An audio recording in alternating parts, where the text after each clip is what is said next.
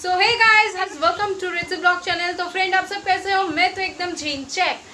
तो फ्रेंड, सबसे पहले मेरी बुजुर्गों को मेरा प्रणाम।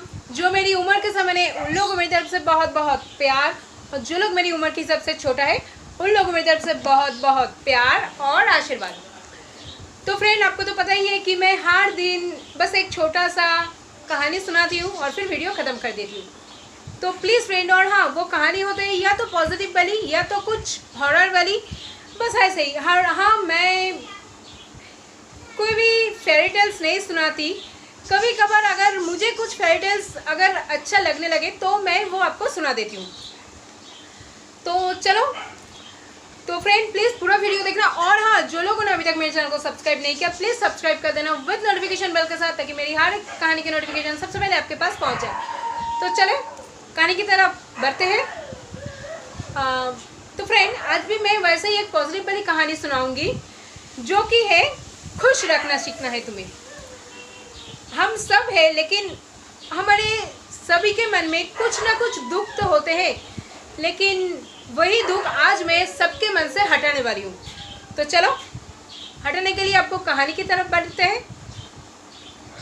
तो फ्रेंड, एक कौवा था जो कि एक पेड़ में रहता था।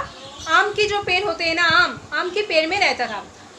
उसने एक छोटा सा घोंसला भी बनाया था। अगर सुना जाए तो कौवा का घोंसला नहीं होता, लेकिन उस कौवे ने एक छोटा सा घोंसला बनाया था और उस घोंसले में वो रहता था, अकेले रहता था। और उसे जो चाहता था वो वही करता था। वो मन ही मन में गाता था, नाचता था, इधर उधर घूमता था, कुछ भी खाता था, वो घूमता था। तो एक दिन वो ऐसे ही एक जंगल में घूमते थे, और एक नदी के पास से जब वो गुजर रहा था तो उसने देखा कि वहाँ एक बतख था। पानी में एक बतख तैर रहा था। तो उसने सोचा कि ये बतख शायद मुझसे भी खुश है, ये मुझसे भी अच्छा है। तो उसने बतख के पास उड़ के गया, नदी के किनारे पे बैठा और बतख से पूछने लगा कि तुम बहुत खुश हो ना? तो फिर बतख ने कहा, क्यों, आप ऐसा क्यों पूछ रहे हो? तो कौवा ने कहा कि आप देखने में इतने अच्छे हो, सफ़ेद रंग का हो। पहले तो मैं सोचता था कि मैं इस दुनिया में सबसे अच्छा चिड़िया हूँ, लेकिन नहीं, मैंने जब तुम्हें देखा तो तुम्हें देख के लगा कि तुम तो मुझसे भी ज़्यादा अच्छे हो और तुम तो मुझसे भी ज़्यादा खुश हो। तो बतख ने कहा, हाँ, मैं तुमसे सुंदर तो हूँ दिखने में, लेकिन मैं खुश नहीं हूँ, क्योंकि मुझसे भी देखने में अच्छा है, खूबसूरत है तोता चिड़िया, मतलब तोता पक्षी। तो उसने कहा, तोता पक्षी क्यों, वो कैसा दिखने में है? तो बतख ने कहा, वो है पूरा हरा रंग का, और उसका जो मुंह है, मुंह मतलब माउथ, उसका माउथ है रेड कलर का, लाल रंग का, और उसका गले में भी एक लाल रंग का बॉर्डर है। तो वो मुझसे भी अच्छा दिखने में है। फिर कौवे ने कहा, मुझे उसके बारे में और बहुत कुछ जानना है। तो फिर बतख ने कहा, नहीं, मैं तो उसके बारे में तुम्हें ज़्यादा नहीं बता सकती, लेकिन तुम उससे जाके पूछ लो। फिर कौवे ने इधर उधर देखते देखते उसको वो तोता पक्षी मिल गया, और उसने जाके तोता पक्षी से पूछा, अरे वाह, तुम तो दिखने में बहुत ही अच्छे हो, तो तुम शायद बहुत खुश हो ना? तो उस पक्षी ने कहा, क्यों, हाँ, मैं दिखने में अच्छी हूँ, लेकिन मैं खुश नहीं हूँ। फिर कौवे ने कहा, क्यों? उसने कहा, मुझसे भी दिखने में अच्छी और एक पक्षी है, वो है मयूर। तो कौवे ने कहा, क्यों, वो क्यों अच्छे? तो फिर तोते ने कहा, उसके शरीर पे नीला, हरा, पीला, बहुत सारा रंग से वो तैयार किए हुए हैं, और उसके होंठ भी बहुत लाल है, तुम उससे जाके पूछो, वो बहुत अच्छे हैं दिखने में। उसने कहा, ठीक है। फिर कौवे ने उस जंगल में इधर उधर भटकता रहा, लेकिन उसको मयूर कहीं पे भी नहीं मिला। तो उसने सोचा कि चलो क्यों ना हम इधर उधर करके ढूंढते। तो वो ढूंढते ढूंढते शहर में आ गए, और शहर के पास से जब वो जा रहा था, उसको एक जू में, एक केज में वो मयूर दिखा। तो उसने देखा बहुत दिखने में अच्छे। उसने देखा कि वहाँ बहुत सारा लोग गए हैं।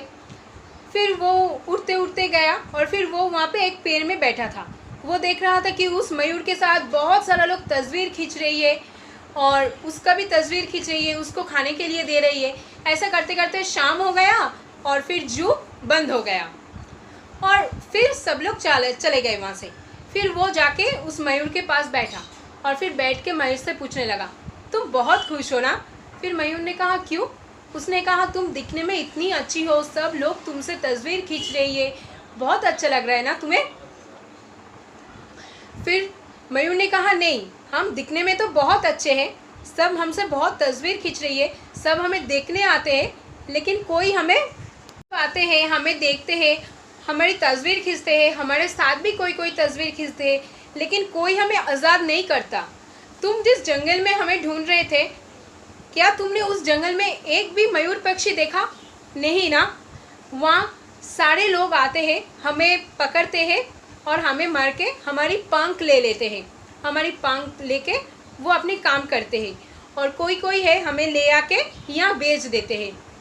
तो हम आज़ाद नहीं है, हम खुश नहीं है, हम दिखने में अच्छे हैं लेकिन हम खुश नहीं है।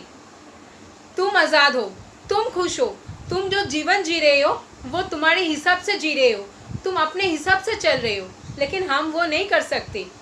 तो अगर दिखने में अच्छी हो इसका मतलब ये नहीं कि हम बहुत अच्छे हैं, हम आज़ाद हैं। तो फ्रेंड, यही था आज की कहानी, और कहानी का मतलब है आप जैसे हो, जो भी हो, आपके पास जितना भी है, आप उससे खुश रहना सीखो।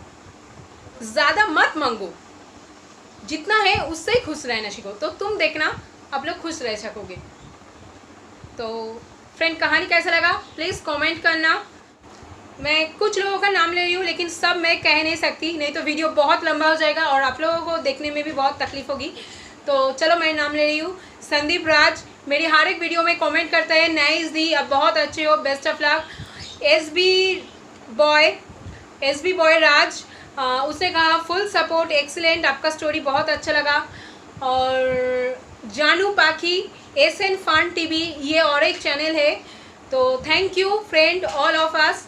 और Lakshman Ghosh, thank you each and everyone. तो आप लोग सपोर्ट कर रहे हो, मुझे सपोर्ट मिल रहा था। जब पहले मैं चैनल ओपन किया था तो तब मुझे सपोर्ट नहीं मिल रहा था, तो किसी ने मुझे कहा था कि तुम करते जाओ, अपना लक्ष्य ठीक रखो, तो तुम देखना तुम्हें सब मिलेगा। तो चलो, thank you for full support.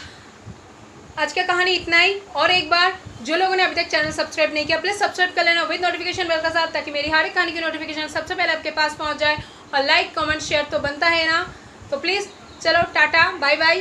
Sanitiser लगाना, मास्क पहनना, क्योंकि कोरोना बहुत ज़्यादा फैला हुआ है।